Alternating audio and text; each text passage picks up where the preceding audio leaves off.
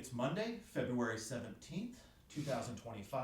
My name is Ashton Ellett, here with another installment of the Senate Staff Oral History Project, sponsored by the Richard B. Russell Library for Political Research and Studies at the University of Georgia.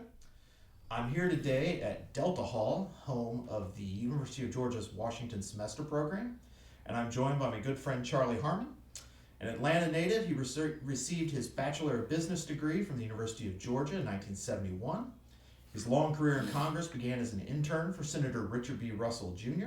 and included various postings in the offices of Senator Sam Nunn, Senator Zell Miller, and Senator Saxby Chambliss.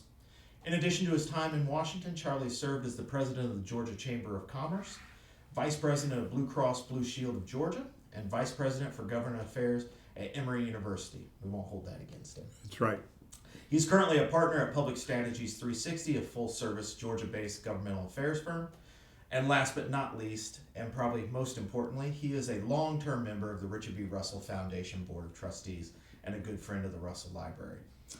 Charlie, it's good to be with you here in a blustery That's right. Washington, What an honor. DC. This is beautiful.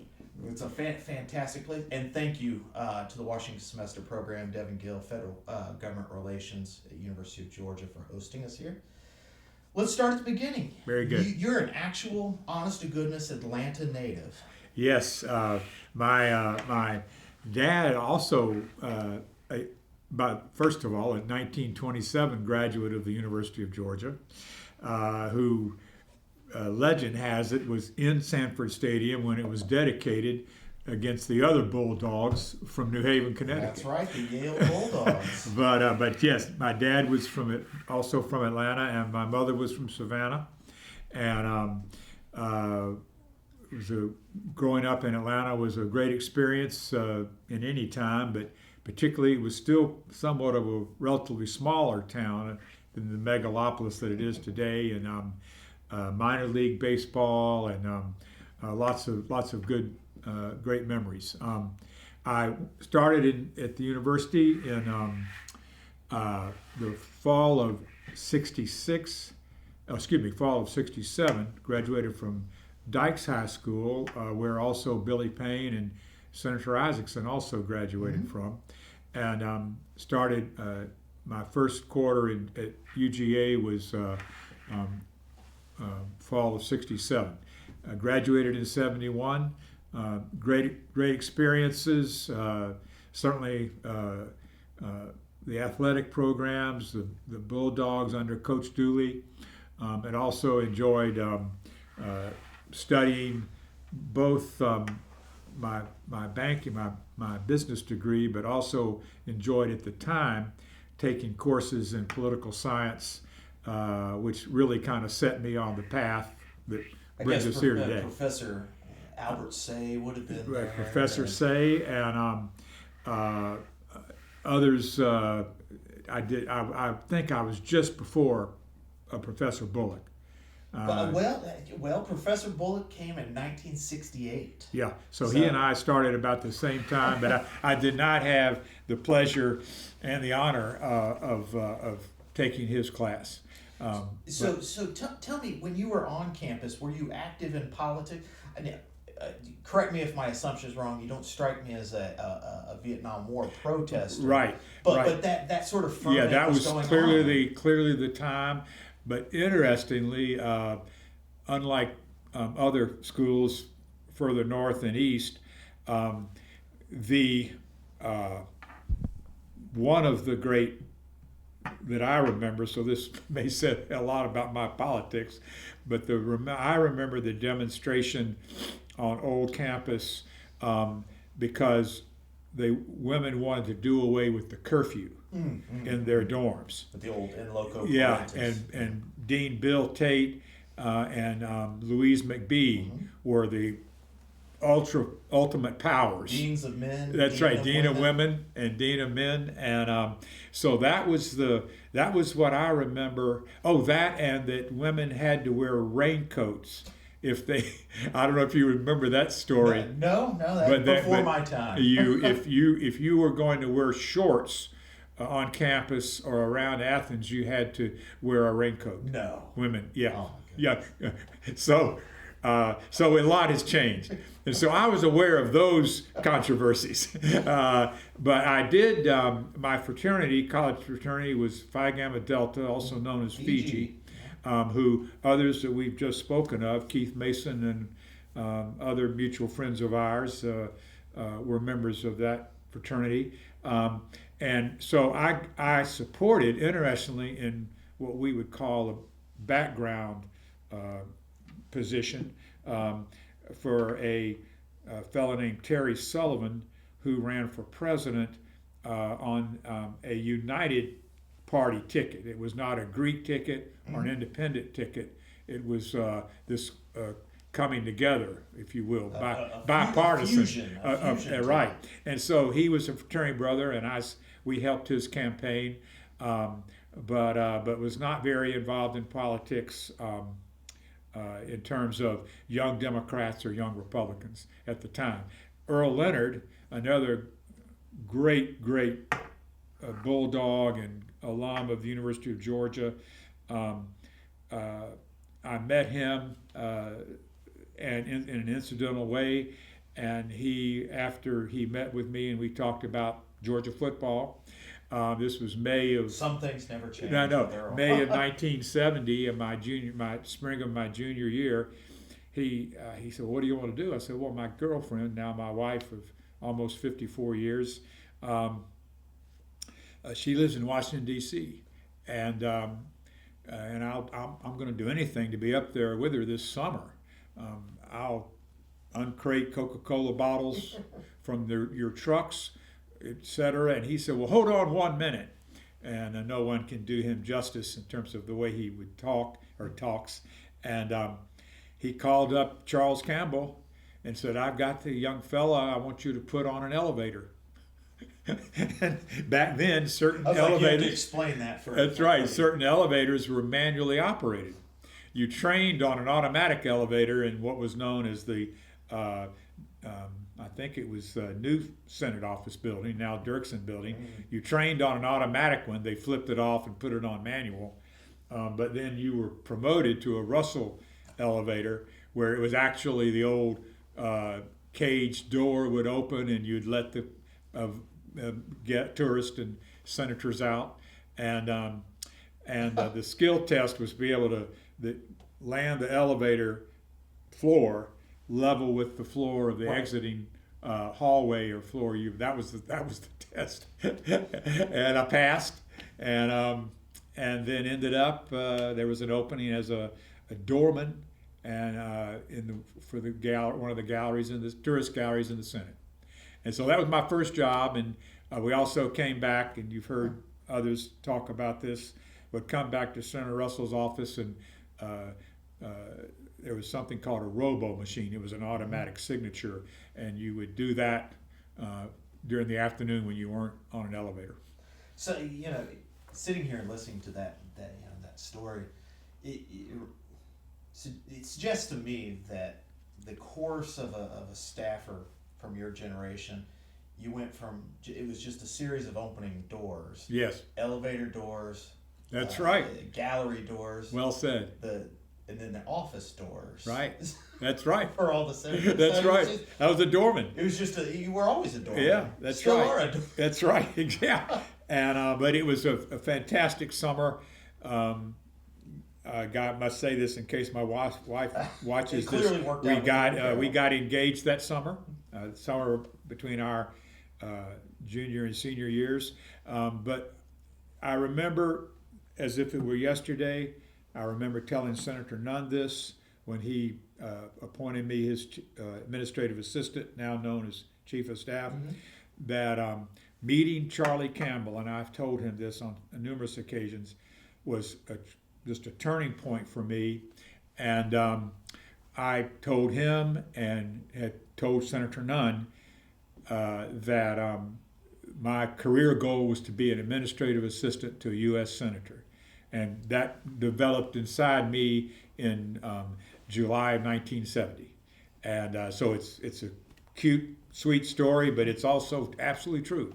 And so thanks to a lot of people like Zell, like Senator Miller, Governor Miller used to say, that turtle didn't get on the fence post by himself. Well, I am that quintessential turtle, and so been blessed, and it was the job I always wanted, and was blessed. Well, so 1970, you graduate in 71, but you didn't join Senator Nunn's staff until Correct. 1980. Correct. So explain that gap in your resume. Yeah, we Carol and I got married in June of 1971, and I started with a financial institution.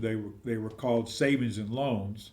They've now moved on to whatever they're now known as, banks or mortgage banks. Thrift Yeah, industry. and a thrift industry, and worked for approximately 9 to 10 years, 71 to early 80 there as a branch manager in one of their local branches, and then decided Senator Nunn was elected in 72, and I voted for him, but after his 78 election, I was impressed with him, as many Georgians were, and the Senate was beginning to realize who he could become and who he was, and I went through that hiring process, met Joe Brannon, now retired but longtime head of the Georgia Bankers, and Joe and the senator hired me, and I worked in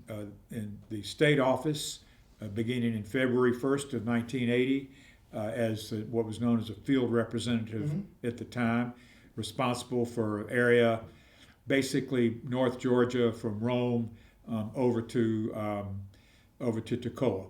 Did you report to Joe? I reported to Joe. He was state director, and he left I think summer of '80 to start work for the Georgia Bankers. But he was my first boss. He was your first boss. First staff boss. So tell me, what was the process like for a field rep?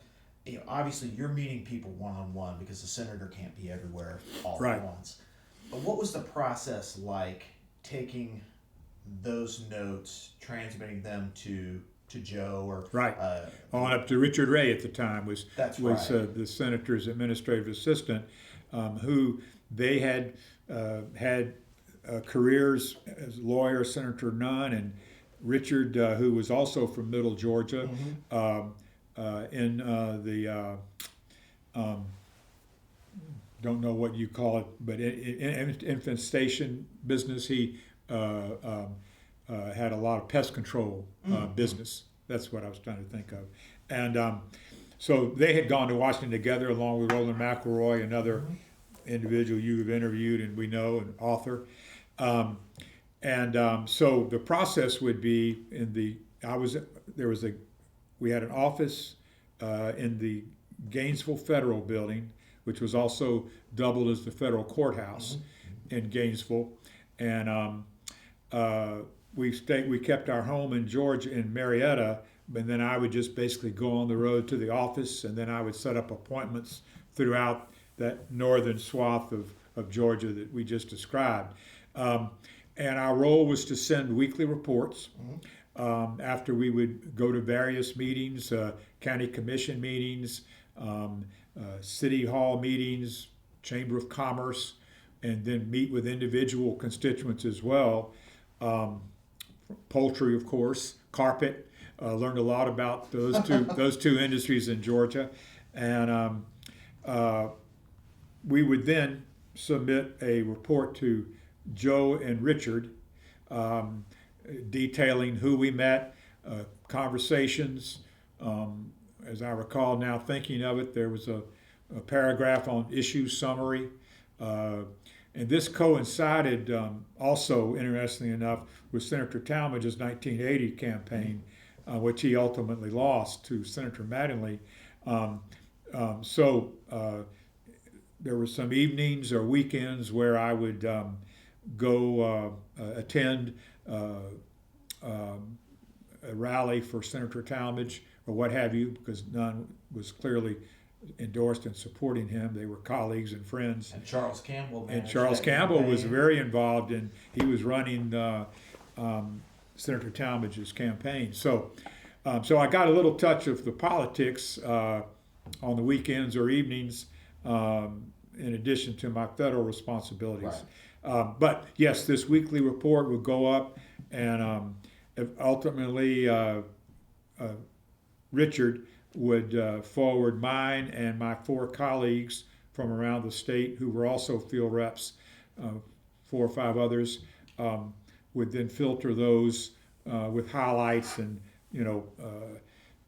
be sure to see this senator, and then they would ultimately go to none, and he read them because there were times when I might pick him up at the airport where he would ask me about a comment I'd made. Which somewhat took me aback, but that was the system to keep him informed. And then, as I mentioned, the other part was if he were had a speech in Gainesville or Rome or what have you, I would be delegated to get him at the airport and take him to the speech. Now, when you met with individuals, most of the issues, would that have become casework? They tended to be casework. Yeah. There were some. Well, it could be casework from an individual. I didn't get my Social Security check, or I need some help with the VA. To include meeting with. I remember a single county commissioner, sole commissioner of Lumpkin County, and he would have questions about Corps of Engineer work around the Lumpkin County Lake Lanier area. There were others. Rome, you might meet with a carpet manufacturer in Rome, or certainly Dalton. But then also in over towards Gainesville, I got to know Abbott Massey, the legendary head of the Georgia Poultry Federation and great Georgia alum. And learned about poultry from him, and would visit the various poultry farms where the chickens were being prepared to ultimately go become a chicken the whole dinner, life cycle. The whole life cycle, and so that was a fascinating for, frankly, a young Atlantan.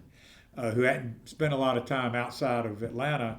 It was a great learning experience. You probably got to know all the, which one of the Coca-Cola distributors. That's right, Rome, the famous family. Barron family from Rome. From Cedartown. Sold more Coca-Cola per volume measurement. That is a true per capita. Yeah. Northwest Georgia. Amazing. But it was a great, and so, meeting people like that certainly was fascinating, but it was all the way from the individual needing assistance with the government in some way, to county government, state government, legislators in that area, all the way to the people who in private enterprise were doing very well and creating jobs for other Georgians.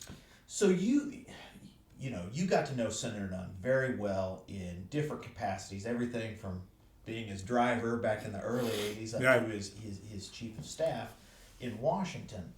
So you're, you and Roland and Richard Ray, rest in peace, got to know him probably better than anybody. What kind of person, politician, boss was Sam Nunn? Everybody knows the senator that they saw on television, C-SPAN, read about in the papers, but what insight can you give to his style, his personality, his politics? Sure. He was really, in many ways, while clearly there was a public persona here in the Senate, but that same kind of quiet openness and good listener, whether it was a senator, a cabinet official, a president, whether it was an individual at a county commission meeting or a parade where they would come up to him and meet him, or Chamber of Commerce speech. He was that same quiet, look you in the eye, didn't look over your shoulder at the, he focused on you, and was I've learned over my career in life that being a good listener is very important, and he was that. One. Number two, always was well prepared. Read every memo, note, article that was submitted to him in preparation for either a legislative issue or visiting a VA hospital or making a speech. Always extremely well prepared. And then three, his commitment to, professionally talk with the first two, but the third area that impressed me from the start was his commitment to family. His wife Colleen, his daughter Michelle, and son Brian. And it was clear, and his mother at the time was still alive, Mrs. Nunn, Elizabeth Cannon Nunn. She, in fact, is the connection that I learned very quickly to Uncle Carl Vinson.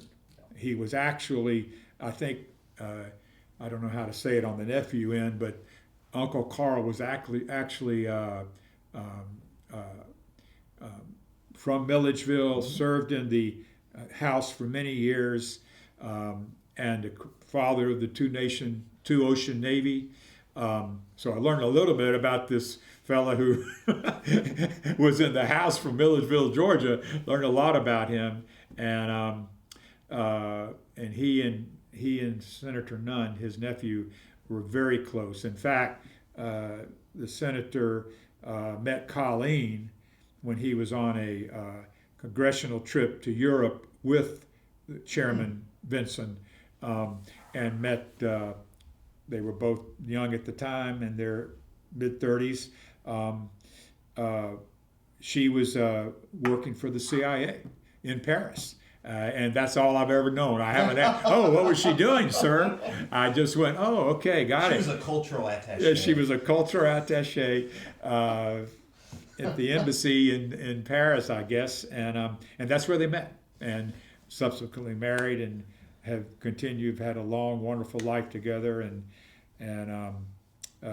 So that centered on family and faith, a practicing Methodist,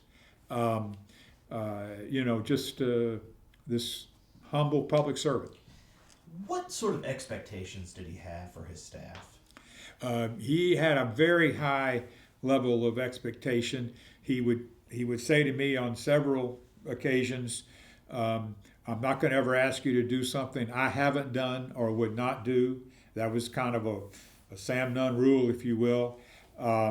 But had a very high expectation for staff, and that in me, for example, challenged me to literally do the best I could every day, and which is a great thing to learn when you're 30 years old is always do your best, and so one of the many things he taught me over our time together.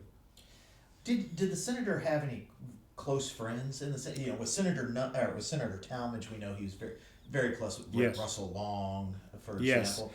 Very close. It's hard to, in thinking about things, if you who are his friends, who are his mentors. I know that he admired and respected Senator Stennis tremendously. Of Mississippi, who was then,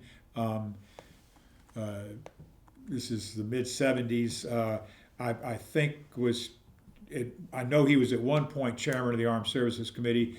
I don't know if he was when Nunn got there in 1972, but Stennis kind of took Senator Nunn in, if you will, or under his wing, if we can say that today, and mentored him on the Armed Services Committee. Nunn brought with him this tremendous interest and understanding from his uncle of our national security and the two committees, certainly Russell's legacy in the Senate, and he took Russell's seat, and then his great uncle, the father of the two Ocean Navy, in the House.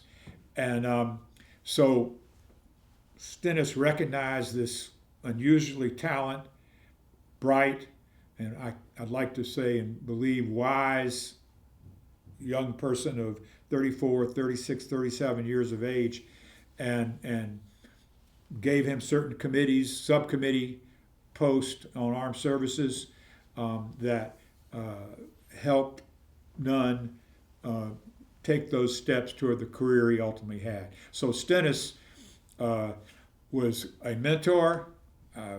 Not for me to say they were friends, but my guess is they were confidants. Sure. But then I do know that, for example, on the Democratic side, David Boren of Oklahoma, they were good friends, particularly on the Democratic side. Lawton Childs, they were extremely close friends. And then you would go over to the Republican side, where he had just as many allies and supporters and friends. Pete Domenici, of course, Richard Lugar were great friends of his. Mark Hatfield, I remember Nunn would host. Great liberal Republican. Yeah, Nunn would host often. It would rotate, but once every 1 to 2 weeks out of every month, he would host a prayer luncheon in his office. And Hatfield would come, Boren would come, Childs would come, and Domenici would come. You know, and so, and I didn't mention his faith. Well, I did say he was a practicing Methodist, but his faith guided him, and really, whether it was his leadership, his career in the Senate, or his family, that flow of his faith was always there. Now, when did you make the transition from Atlanta to Right. D.C.? I left briefly. We were going through a wonderful time in our married life, in that we adopted our daughter, and who just is a wonderful person and lives in D.C. In fact, we moved up to retire to be closer to her and her husband. But so she came along at that time in the early 80s. So economic circumstances were such that I took an opportunity. I didn't know I'd be going to Washington. So I kind of diverted, took an off ramp for about a year and a half. And then some of the senators, then former staffers who were preparing for his 84 campaign, with his authorization, asked me to be his campaign manager in 84. And so he hired me in roughly, I think it was 82, to come right back after a year and a half being away, to come to Washington and get oriented and understand the Senate in Washington, because I'd been a state person, which stood me in good stead for the campaign. Sure. But then, so I think it was... For the record, not a very tough campaign. It was not. I'm trying to remember who his opponent was. Yeah, well, this is a tribute to him. Yeah, right. You know, That's that fair in point. 84 and 90, he had little or no opposition. I mean, it'd probably be an exaggeration to say token opposition. Well, I'll leave That those is words to you. no But we commentary ran. on We your ran. All I know abilities. is we went to a lot of barbecues and a lot of fundraisers in 83 and 84,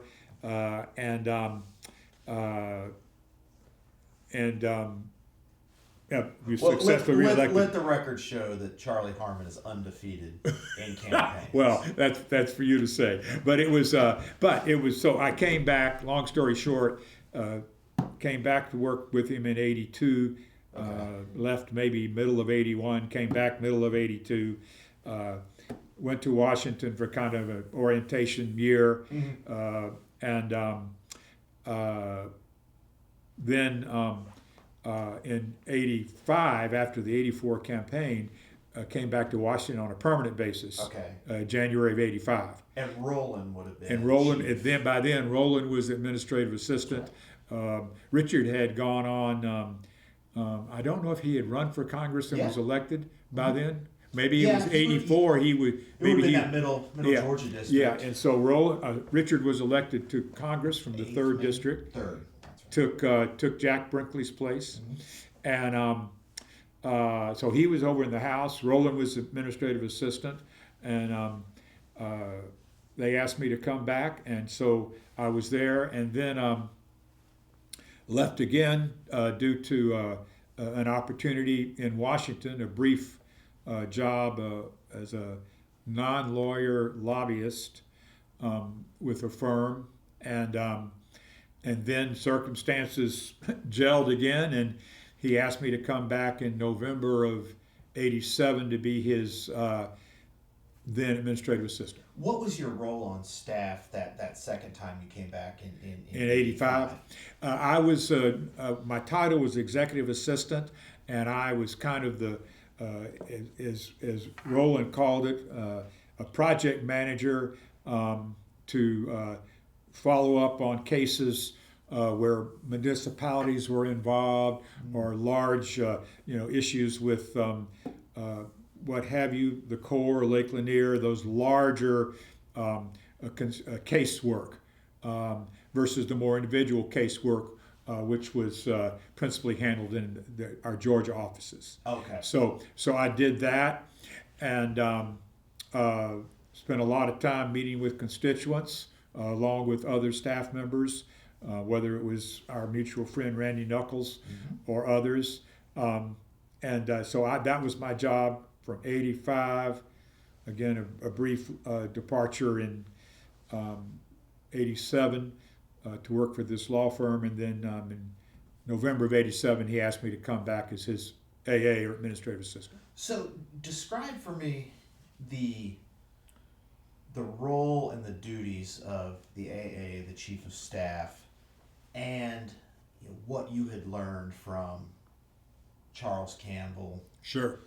Richard Ray. Sure.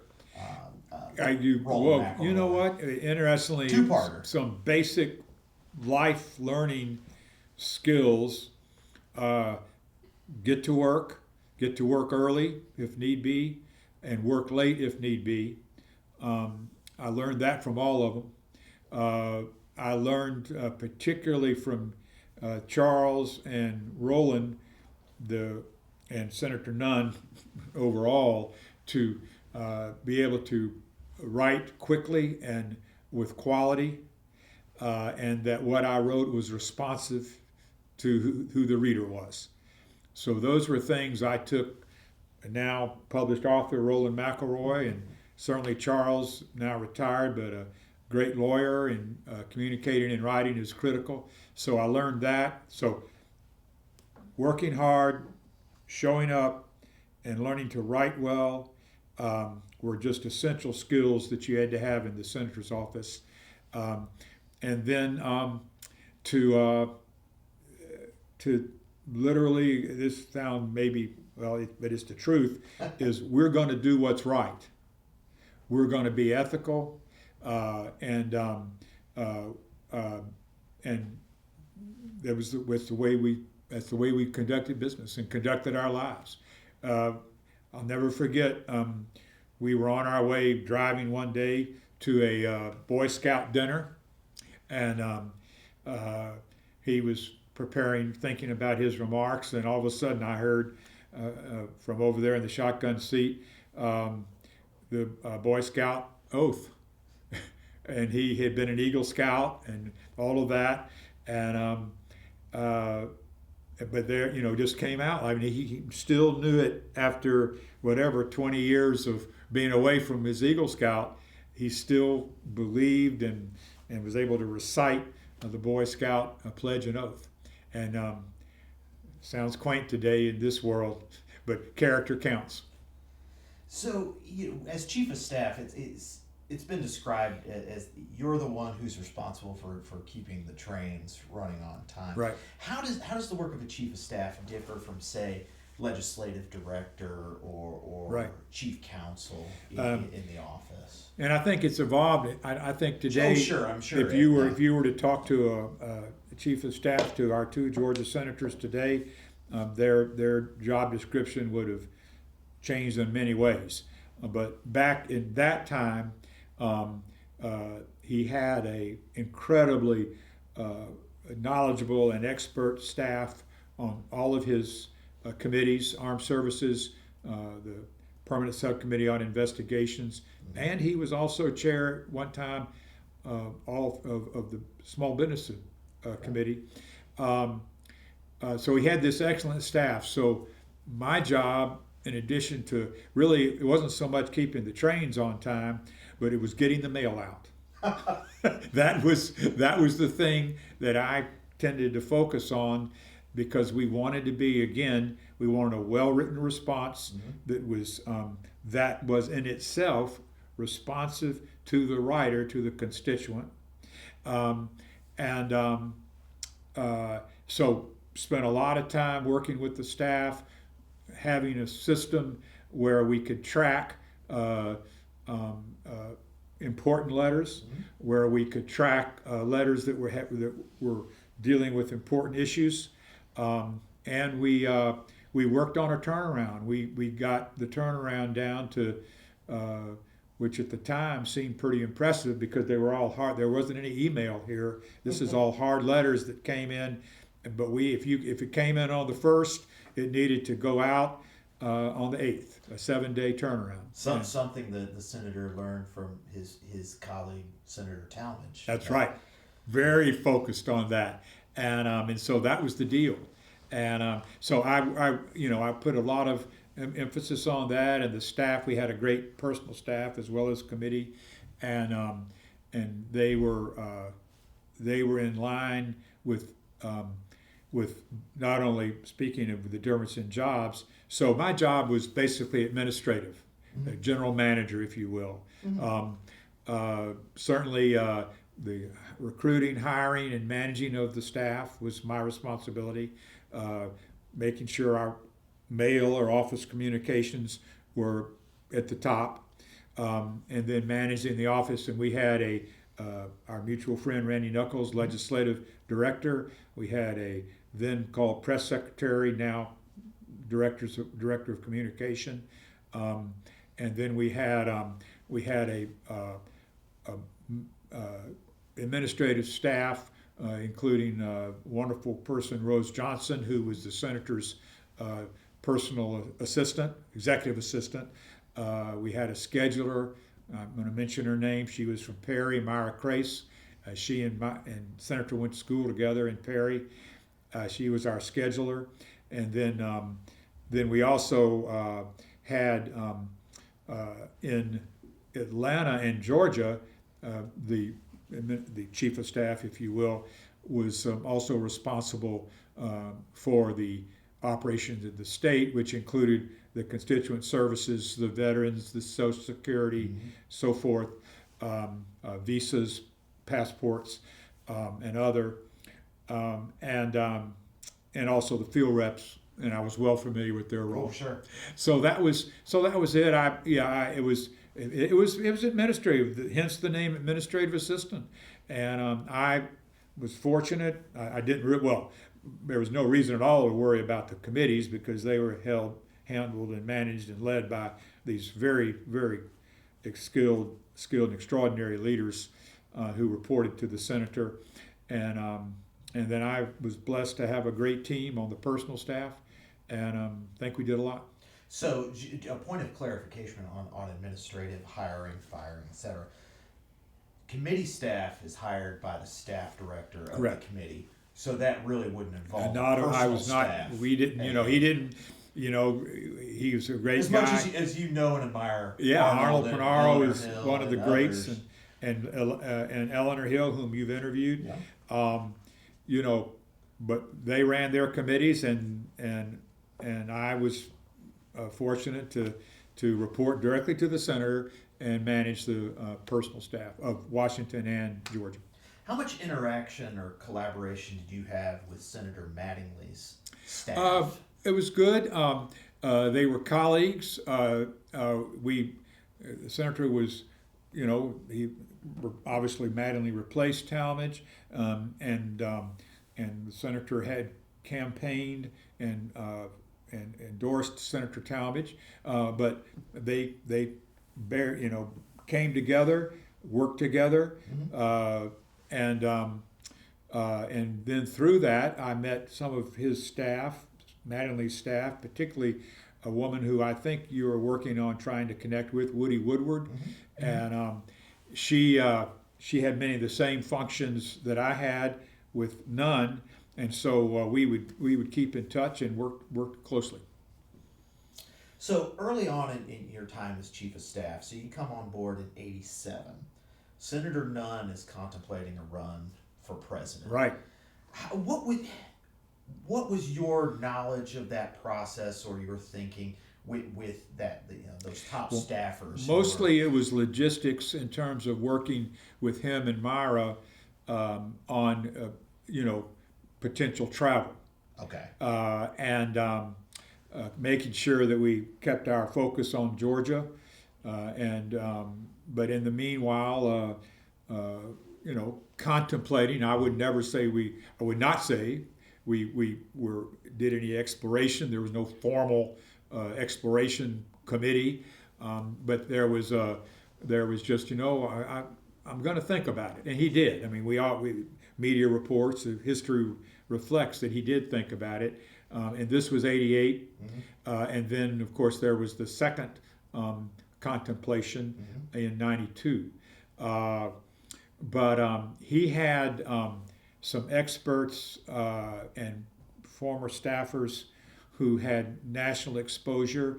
One was and remains today a former ambassador to Canada, Gordon Giffen, had a lot of national political understanding, as well as another person who sadly has passed on, but a great friend of the senators and mine, Connell Stafford, who was an executive at Coca-Cola under that name again, Earl Leonard, and so through those two, and then also Tommy Dortch. Tommy is also sadly passed on, but he was, in fact, proudly would say today, if he were here with us, Senator Nunn had appointed him the first African American state director in the Senate. While I happened to be at the time chief of staff or administrative assistant, and Tommy and I worked very closely together. And Tommy had a great relationship, not only with, of course, all of Georgians, but also 100 black men of Atlanta and America. And so he had a lot of contacts at that time. And so they were really, and were some key advisors to him. To what extent was former Attorney General Griffin Bell involved in that? I don't know because he was, of course, with Carter in the early years of the Carter administration, and as Attorney General. My recollection of him was he had gone back to King and Spalding, and there may have been conversations, but it was done. Again, I'm over here worrying about the mail going out, but it was done either through Gordon Giffen or Connell Stafford or some of Nunn's friends at King and Spalding. There was an author. I remember his name. He was from Carrollton. He was a humorist, and I can't think of his name, but he was a King and Spalding partner, and there were others at King and Spalding who went to Emory with Nunn and Emory Law School that provided that connection. And he could well, and I hope I'm not misspeaking here for the historical record. I'm sure he knew Judge Bell, but I was not a part of that. When did you and the rest of the staff, when were you informed that the senator would in fact forego a run and would remain in the Senate? In '88 and '92, I don't think we ever got up to the starting line. It was more just a part of the flow of his schedule, and he didn't. It wasn't like he came in one day and said, "Well, I've decided not to do it." This wasn't a Mario Cuomo. No, he didn't. The planes on the tarmac. That's right. No, Flying it was to New Hampshire. That's right. Okay. In fact, yeah, I can't. I was not aware of a starting line or a finish line, in terms of his contemplation. Well, whether or not that's the truth, it's very convincing. Has the extra benefit of being the truth. Well, there you go. Well, tell me about your own decision to step away from Senator Nunn's office permanently. Right. In 92. Right. Well, again, family was part of the contemplation process. I'll overuse that word, but Katie at the time then was was in middle school here in Maryland, Montgomery County, Maryland, where we lived, and so we wanted to begin to think about her high school years and her college years, and so that basically drove the decision that, and fortunately for Senator Nunn, Bob Hurt was available, and Bob succeeded me in I guess October, November of '92. And Bob had come from Congressman Lindsey Thomas's office, and where he had, and before Lindsey, he had also been Congressman Bo Ginn's administrative assistant. So great guy, great public servant, and also not least of all,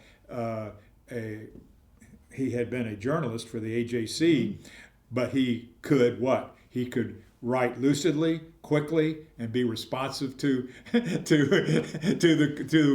reader, and that was uppermost in my mind. Yeah. That I wanted to be sure we had someone that could hit the ground running, and on that ability to write, manage. He had the background of managing a congressional office, and so great hire by Senator Nunn.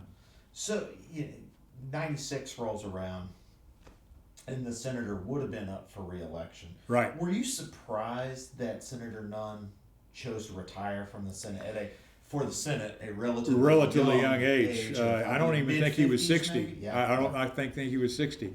Well, he was a part of the time in the Senate where you had, like today, but not as many as today, but you had Strom Thurmond.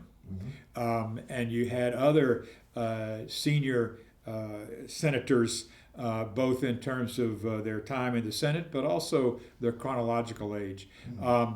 And he always had, this curiosity about him, and had been in the Senate. He was ending his 24th year, and wanted to explore other opportunities. And I remember him saying to me and others that he was looking to be able to transition to where he could continue in some type of public policy role, mm-hmm. and he divided that into a third. And that, of course, became the Nuclear Threat Initiative. Mm-hmm. Then another third, it so happened, would be to get into the private sector through service on several corporate boards. Coca-Cola to name a company. He knew some folks. There you go. And he also and other Fortune 500 companies. Sure. And then a third. Let me see. Was NTI, and then the boards, and then other public service opportunities. Beyond those two sectors was his final third, and wanted to do that, and so that worked out, and he's had a tremendous second career. He's now no longer on any boards that I'm aware of, but he still remains as former past chair of NTI, Nuclear Threat Initiative, and one of the third bucket, the third 1/3, was some other policy areas, and he was, I think, chair. I stand corrected with the record, but I believe he was chair or had a very senior position with the Center for Strategic and International Studies at Georgetown. It was not Georgetown University per se, but it was known as the Georgetown Center for Strategic and International Studies. And a former senior staff member of his on the Armed Services Committee, John Hamry, he recruited John, and John remains the president and CEO of that organization. So that was a part of that third bucket of policy interest.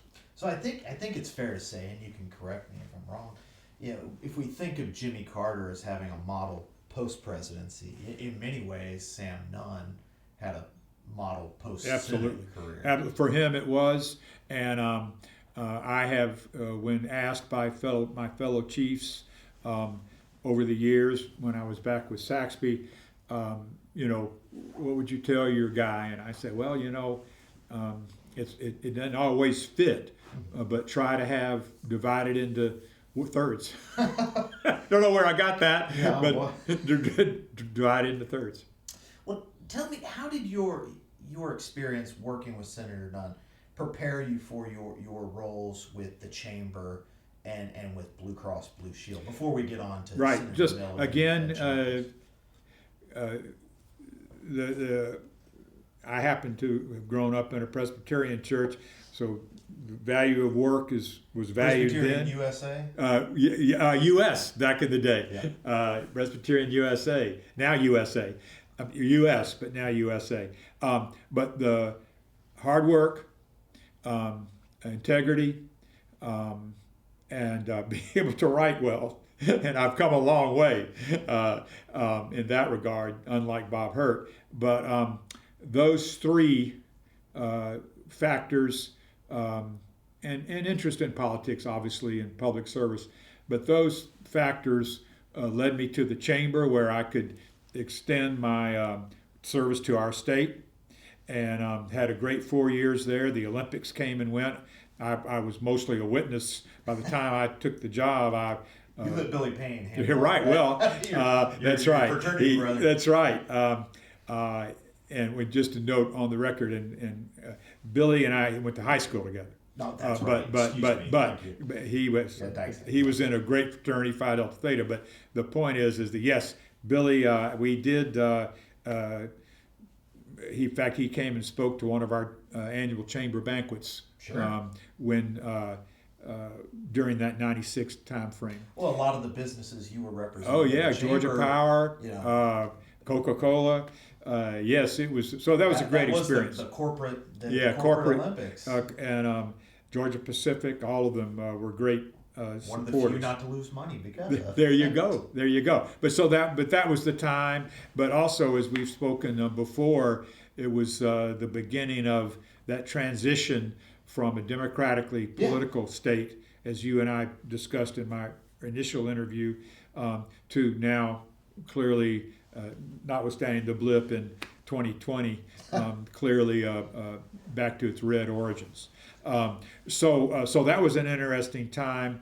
As we discussed, as you may recall, that I was working very closely with then Governor Miller, Lieutenant Governor Howard, and Speaker Murphy, but it was a time when the business community was beginning to feeling their oaths about another party, and that was an interesting dynamic for the chamber during that period. And then again, I've been lucky all along the way. I got to meet through my chamber position a great leader, business leader, Dick Shirk.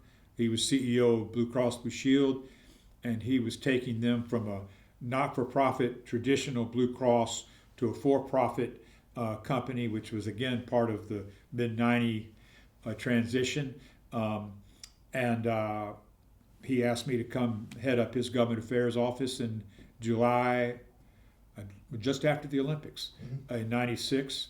Well, before then, I actually went to the chamber. I left the chamber in early '96 and was there for the Olympics at Blue Cross. Okay. Actually, during that summer, but then had a great 10-year run at Blue Cross and its successor company, WellPoint. Learned a lot. Learned a lot about healthcare from that side of the spectrum in terms of managed care, and a great experience, great people. Have some friends to this day that I keep in touch with. Well, tell me about this 90-day break you took from Blue Cross in in 2000. So the summer fall of 2000. Right. Well, we'll just leave it at this. Always, if your future may be possibly being decided, be in the room. That's Harman's rule. Yeah. If they'll let you through the door. That's right. If they'll let you in the room, have a voice, because again, a great ride, although short, 90 days as a loaned executive. But Senator, then Governor or Miller, former Governor Miller, asked me to serve as his initial chief of staff, to hire his first office staff, locate an office for him, and help set that course for him. He was Zell Miller, so he didn't need a lot of course setting. He was his own. He was his own guy, captain of his ship. But it was a great ride. Got to know Shirley. Got to know Zell, if I can say that about him, call him that. But also had the honor of getting to know Shirley, who would travel up with him from Young Harris every week and go home with him every week. He did not stay in D.C.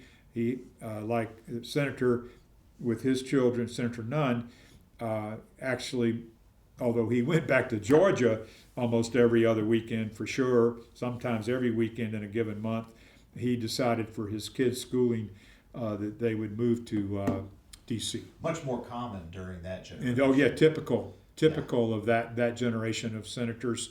But now, with Zell, but including having worked with Saxby, but also Johnny and others would commute back. So tell me about Paul Coverdell dies very suddenly, very tragically in the summer of 2000. Governor Barnes appoints his predecessor, Governor Miller. So when you get to Washington to hire, there's the Senator Coverdell's staff, right, who are there, and then obviously the senator gets to choose his own staff as his right and prerogative. Right. What was that process like dealing with we Coverdell staff and then the new staff? we recruited who was my successor as chief of staff, Alex Albert, and who later went on to serve at ICE, ICE, the International Continental Exchange, versus the government agency, and so Alex was my first hire. It's hard for me, and you've noticed me stumble. There's Senator Nunn, the senator. There's Zell, and then by then I get to Saxby, and it's Saxby. So it's a confusing. It's interesting. Though. It's interesting how, and it tells the story of that time in the Senate. But Zell was always Zell. But he knew Frank Albert, a friend of his in the state Senate from Augusta, and his son Alex, who Zell may have met along the way, high school or college days, but had an affinity for Frank. And so when I introduced him to Alex, I can't recall if he'd have said, go find Alex or what have you, but we hired, Alex was one of my first hires as legislative director. And he later succeeded me, when I returned to Blue Cross, he succeeded me as chief of staff. And then, but we hired a initial press person from Senator Cleland's office. And so it was that, and then as you say, pick and choose. I remember Senator Bumpers wrote me and said that he had a legislative assistant that was very knowledgeable, and that I should meet her and recommend her. And Bumpers was a great senator, a great leader, and also had a former governor. And so that I knew that would stand me in good stead with Zell. And I remember hiring that young woman to be one of our legislative staff. So we had a comms person from Cleveland. We had a legislative director from Coverdale. We had a legislative assistant with strong policy background from then Senator Bumpers, and others like that. And we hired some young Georgians who had sent in their resume, and I interviewed them. So yes, we built the staff, figured out some office logistics, and so it was an exciting time. And sadly, it's a short time. But that was the requirement of being a loaned executive to the Senate. You could only work for 90 days. Right. So you returned to Blue Cross, Blue Shield, and then over to Emory. You're right. There. Well, Blue Cross, Blue Shield. I started there in '96, so this is 2000. So I'm 4 years in at Blue Cross. Work for Zell, come back, and we then, with Dick's leadership, merged with. It was the holding company was WellPoint Health Networks of California, but their operating company was Blue Cross of California. And as a footnote, an aside to those people who are familiar with... As we wander into the weeds here. But quickly say, there's a Blue Cross of California that was Southern California, and there was a Blue Shield of California that served Northern California. So just right. But so if a future healthcare student, policy student is reading or listening to this, he or she will be interested to know that Georgia was Blue Cross and Blue Shield, California was Blue Cross for the company that bought us. Yeah. All joking aside, I remember that because Blue Cross was always what my parents had. They were state of Illinois employees. They were Blue Cross. My father-in-law, who's the private sector, he had Blue Cross, but it was about Alabama. That's I right. think, something like That's that. right. Which, but yeah, even though we lived in Illinois, there were at the time almost 35 or 40 independent Blue Cross companies, and part of the merger process. I don't know what the final number now is for Blue Cross and Blue Shield insurers around the country in each of the states, but I was the company that merged with us, and another company in Indiana called Anthem became the leading growth companies, holding companies, and then they later merged in 2006 to form Anthem. It's like a reverse AT&T Bell network. You got it. Right, so anyway, long story short, we'll come back up out of the healthcare weeds, and but then just as talking about leadership and the CEO of then WellPoint Health Networks, a gentleman named Leonard Schaefer, we ended up being a Fortune 100 company, over 30,000 associates around the country, the bulk in California, but think about these words: an entrepreneurial Fortune 100 company in the managed care business. And this guy created that. So fortunate to have that opportunity to work for him. So what persuaded you to leave that sort of industry? Long story short. So I've gone Emory. through, and I'm now working in government affairs for Anthem. Okay. And I happen to have the eastern states. Anthem had 14 states at the time, and I was responsible, if I can remember, I was responsible for Maine, New Hampshire, Connecticut, New York, Virginia, and Georgia. And so I was on the road and had that. It wasn't like Aetna, where it was everywhere. you were following this Blue Cross model, and so those were the 6 eastern states, and it was great, good bit of air travel, but to some places this old boy from Atlanta had never been, like Boston, Massachusetts, and certainly Maine, but Albany, New York, and Richmond, Virginia, and Delta flies direct. that's right. Delta. I had Delta goes everywhere, and was ready when I was, and Connecticut. That's right. And Windsor so, locks. so it was a great couple of years, and then I got transferred into or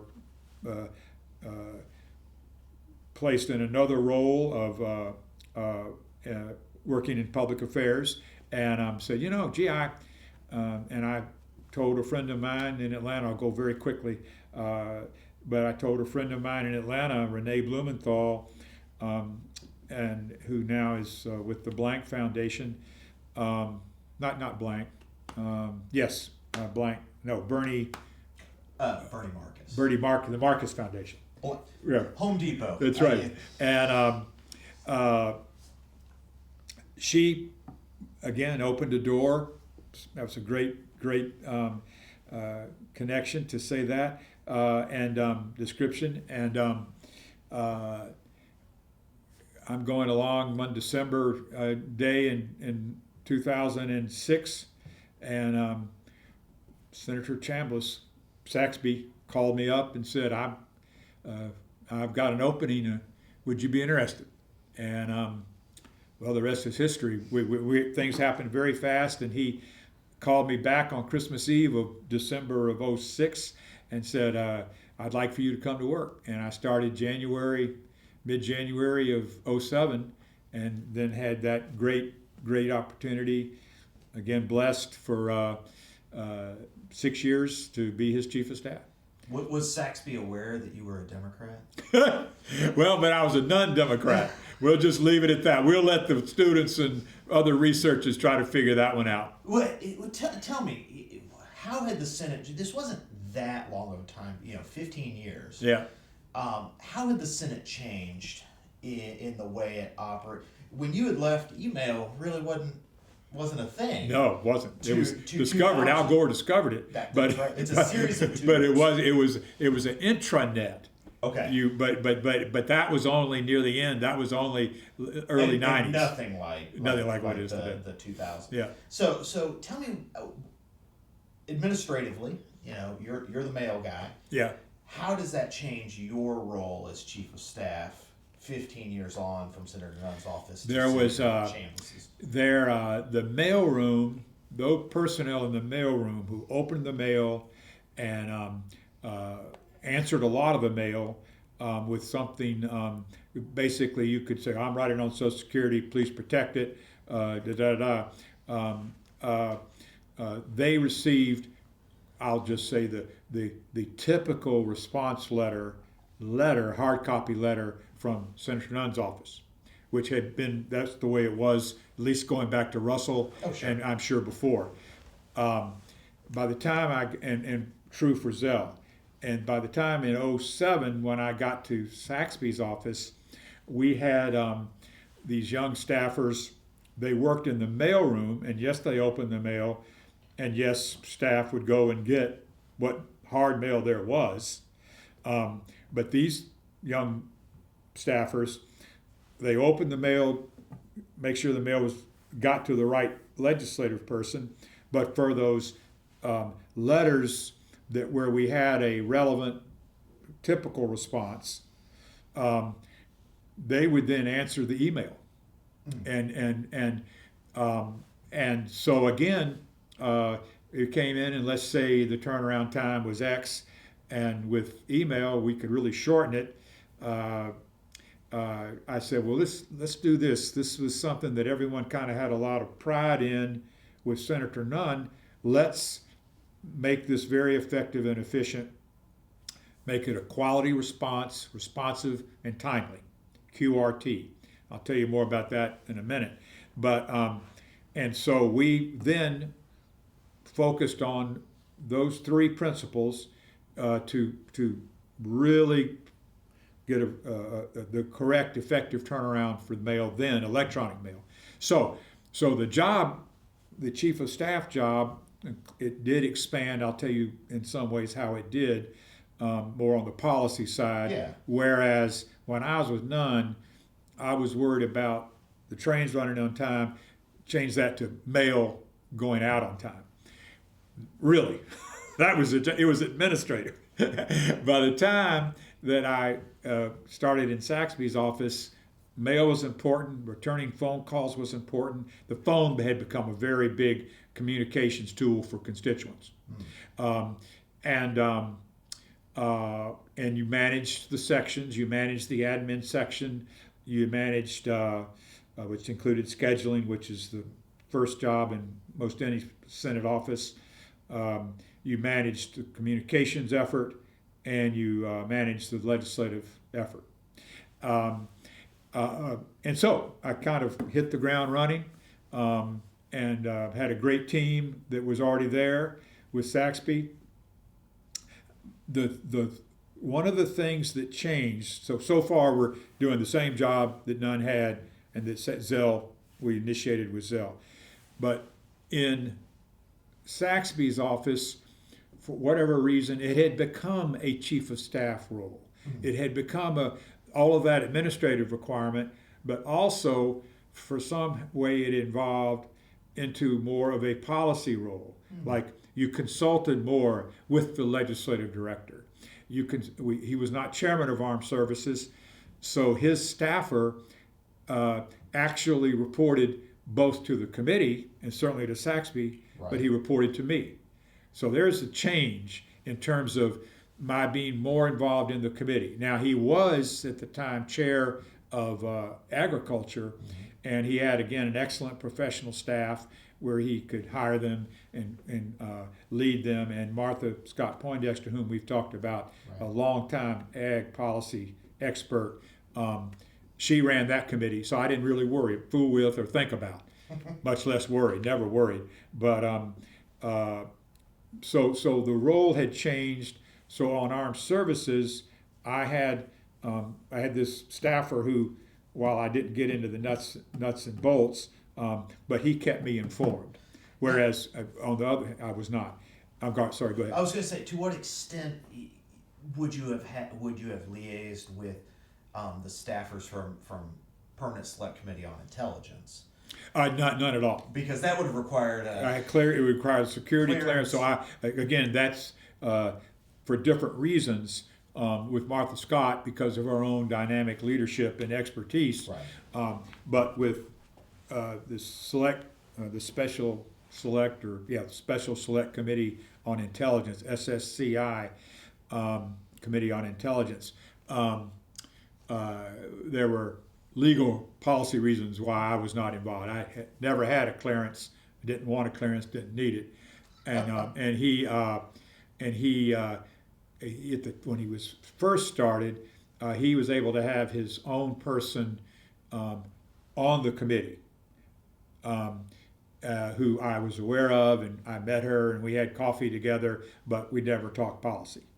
And then when he became either chair or vice chair, depending on who controlled the Senate, with McConnell's appointment, then he assembled his own staff, as he did, as Nunn did with Armed Services, and interestingly, brought Martha Scott over to be the staff director or Republican director, depending on who was in control of the Senate at the time. And interestingly, I remember that Senator Feinstein, they would switch chairs. She would be chair, he would be vice chair, vice versa. And they worked very closely together. One of the great nice things about the Senate, and also having the benefit of the truth, is her comments when Saxby retired, and his comments to the media when she passed. Really a great relationship, colleague, and I would say friends.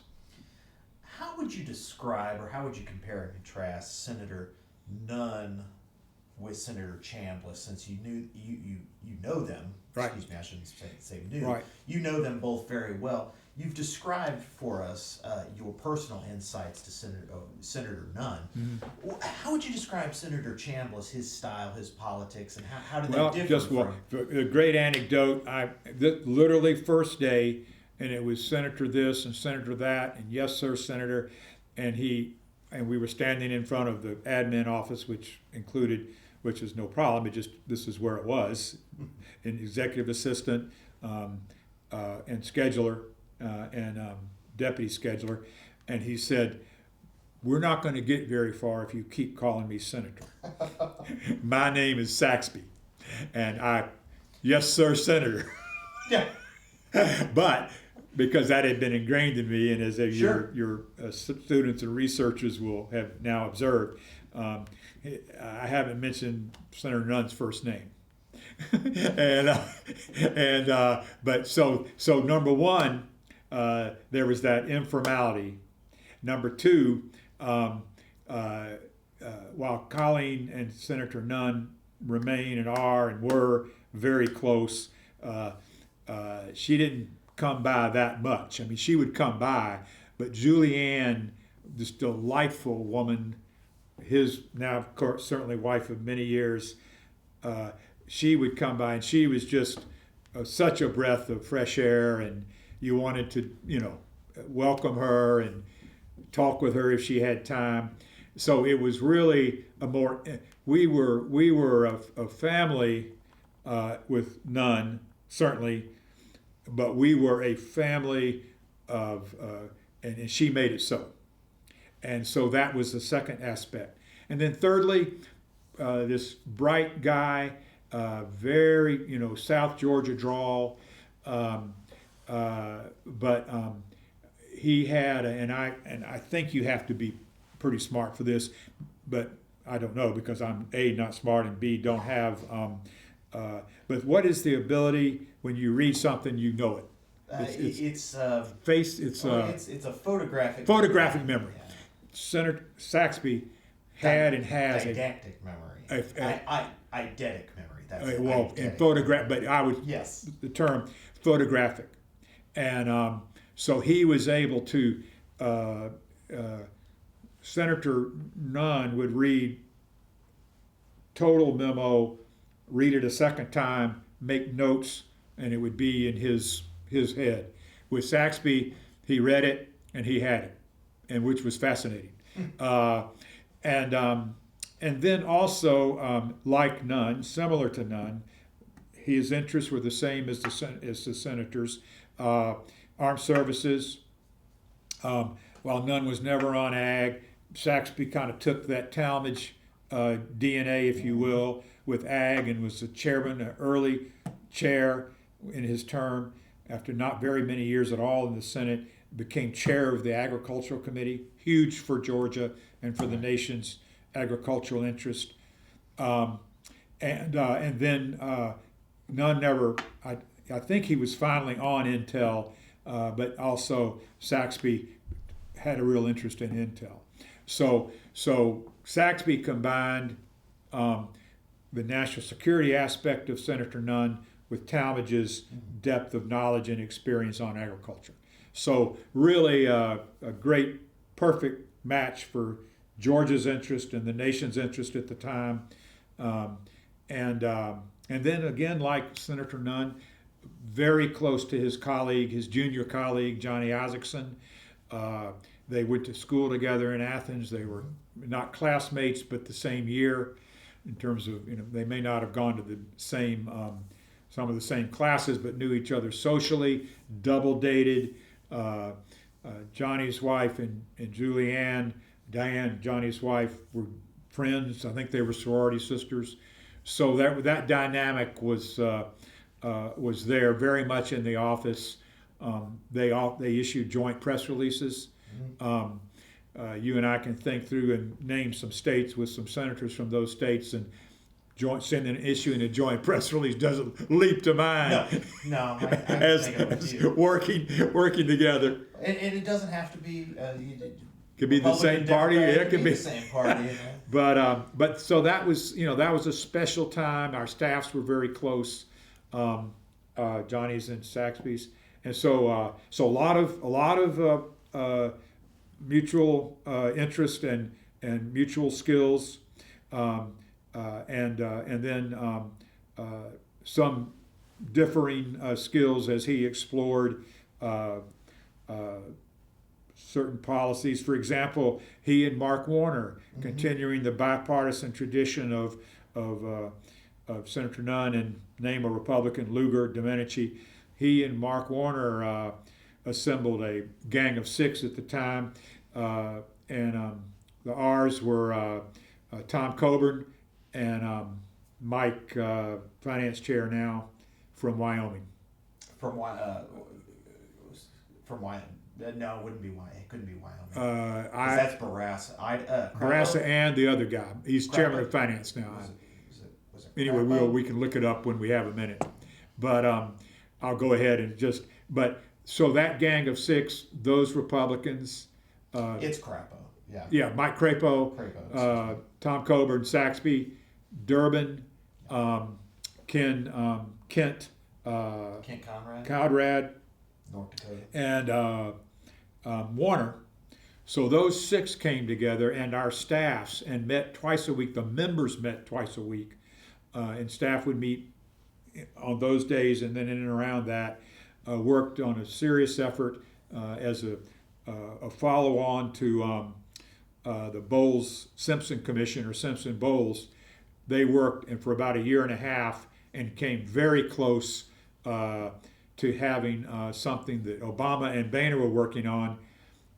The Senate was working on through Saxby and Warner, Mark Warner, on the debt and the deficit and the budget.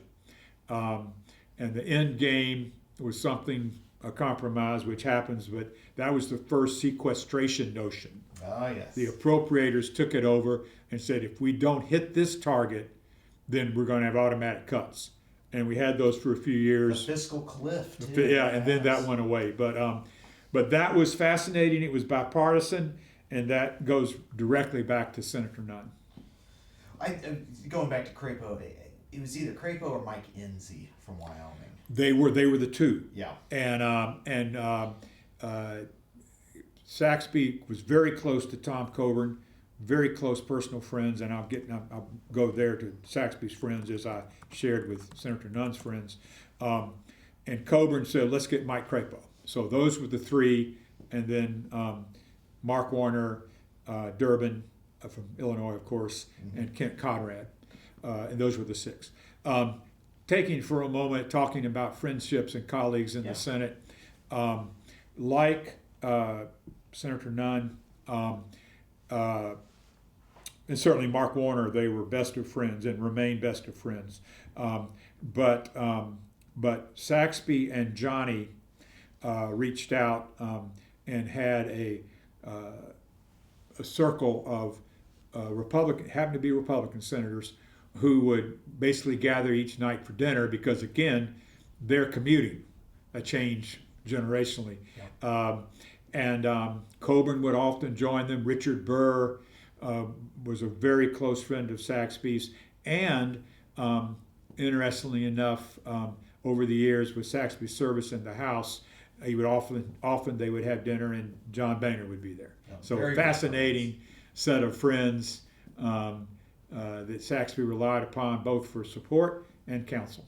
Certainly Johnny. On a lighter note, you worked for 2 of the better golfers Absolutely through the United States Senate. Right. And now that the camera's on, which one was a better golfer and why? I think, well, they play today. Interestingly enough, Senator Nunn has a home on St. Simon's, and Saxby's son lives and works on St. Simon's, and they visit often. And the son and the Saxby, right. And then when schedules permit, Saxby and Senator Nunn will have a round. Yes, they were very good. I think they both, in the vernacular, never much got above 8 in terms of handicap, and they probably would just play even, or and not give away any strokes. And I think both of them from time to time would par the course. And yeah, they love golf. both both were great golfers, and interestingly enough, as a part of, if you consider Perry, I thought Perry was South Georgia until I learned Moultrie was South Georgia, and they both were great at love quail hunting and all sorts of shooting birds, fowl hunting, but great lovers of going down and shooting on some of those great quail plantations in South Georgia. But who knows who would win that match back in the day? For my money, I say it's Rocky Reef. That's right, Rocky Reef would, and great Stanford golf. I've got a picture. It's a great story, and in fact, one wonders. Former staffers for Chambliss would say, we're trying to figure out what you bring to the table, because he loves golf, he loves to hunt, and you do neither. I say, well, I work. That's my hobby. Now there is one thing, again, sticking with the lighter note, one thing that was really important to Senator Nunn's office, and I assume it's still true and was true to Saxby's office too, was softball. And sports, sort of what we call rec league sports, I suppose. Well, and with Nunn, the team was called Nunn Better. And someday, hopefully, she still works for the senator as the director of communications at NTI. Kathy, then O'Brien, now Kathy Gwynn, a great Auburn War Eagle, but also an athlete in her own right. And she was the coach for Nunn Better. And they had a lot of fun, very competitive. I did not play because it was fun, but it was very competitive. And then with Saxby, we again, as mentioned, we teamed up with Johnny, and so we had a joint team for Georgia, and we would play in the rec league that you mentioned, including the Peach Pits from the house side, and it's a lot of fun and a lot of rivalries, and but all in good fun. Tell me about Senator Chambliss. Oh, one last thing, and we go all the way back. I did play right field, and for those of you that know about athletics and softball, that's the last guy on the team. You said it, so but I played right field for Russell's Raiders. Okay. And thought at the time. That what a life playing softball on the mall on a warm summer evening in Washington D.C. Wow. So that's where you catch Potomac Fever. That's where I caught it. Literally, I could see it and caught it. It's the only thing you caught in right field. That's right. Well, I was happily caught in a wonderful marriage for many years. Very fair. So tell me about Senator Chambliss's decision to step away from the Senate. And right. You would have been right. Well, he served Nunn. The model for Nunn was 24 years, but Saxby again, and then I think he was looking around, and some of his colleagues were getting up in years, and I think he never said this to me, but having worked for both of them, I think he saw Nunn's model to get out while young and do the similar things that Senator Nunn did, was very attractive, and plus he had grown up as a country lawyer from Moultrie, Georgia, and wanted to get back into the law, in the private practice, and so he went to work and still is with DLA Piper. They have a Atlanta office, and he's been able to use his background in defense and intelligence with his clients, and done very well. And recently helped recruit Richard Burr upon Burr's retirement to join DLA Piper, and so that's been great, and that's been a renewed career for him in law. And he's also on some boards, and so he and Julianne are in good health and doing well, and it's like Senator Nunn and Colleen, a great story. What advice would you, since we're here at Delta Hall, the home of the Washington Semester Program, where so many of our undergraduates intern on the Hill, What advice would you give to them as somebody who's worked on Capitol Hill across 4 different decades? What advice would you give to them in sort of this this current moment we're in, Right. where government service perhaps doesn't have the same level of respect or cachet? I as think it that's did right. in Now, time? certainly on partisan, if you take it just at a top level, excuse me, in general, even if you talk to, I've not spoken to senators, but if you talk to staffers, both current and former, it's a different place. The partisanship is, there's partisanship, whereas you spoke that I had been a Democrat who then worked for a Republican, but remembering Georgia Democrat, Georgia Republican back in the day, there wasn't a lot of Daylight between the two. daylight. And certainly Johnny and the Senator Nunn and Saxby. But so yes, there is a difference. And you get down into the two parties, and yes, it's a real difference. Having said that, I know young people. I'm working with a young person who wants to get, may want to work on the Hill, but has an eye on working in national security or counterterrorism. And we've talked about internships. And so I still urge young people, if they want to work in DC, in government, that they spend some time either as an intern or as at least a junior staffer on the Hill, because it is still a great training ground where you are drinking from a fire hose, and there are still good leaders on both sides of the aisle, on both sides of the Capitol, and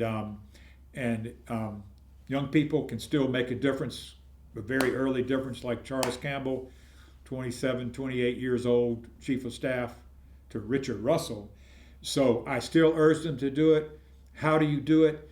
A great launching pad. We could be here in Delta Hall, but a great launching pad is an internship, and so getting that internship, whether it's through the program, the Washington Semester Program, whether it's through just going to the Hill and sleeping on a friend's couch and walking around to the offices and dropping off your resume, that's how you do it. And you just, you take the initiative. And as I told this young acquaintance of mine about 3 months ago, he said, well, what does it take? I said, well, you have to have very hard work, you have to have integrity and good judgment, and you've got to be able to write well. The first thing that Senator Nunn taught me. So it's still a great opportunity. Government service is now more important than ever. So if you possess those qualities, those character qualities, I think in the end, character still counts. I think that's a great place to leave it, Charlie. Okay. Thank you so much. On behalf of the Russell Library, of course, we thank you for your many years of service with the Russell Foundation. And thank you to everybody here at Delta Hall. Absolutely. Go Dogs. Absolutely. Go Dogs. Thank you.